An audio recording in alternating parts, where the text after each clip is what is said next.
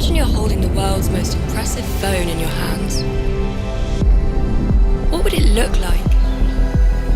Where would you take it?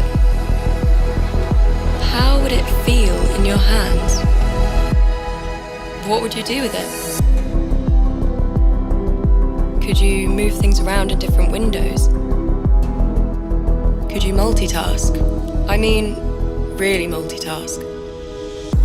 Now imagine how strong it feels and how light. Maybe it feels dreamy when you open it.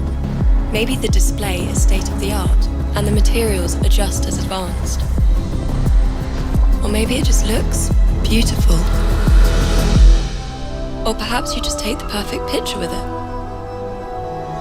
With its cutting-edge camera system. Or maybe it's more specific.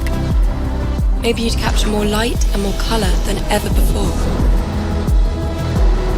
Maybe you take it and go out and film everything you can in Dolby Vision.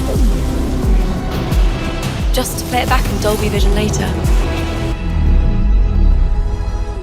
But what's the point? What's the point of all that?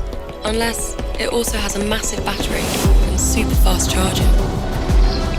Well, then you might just use it all day.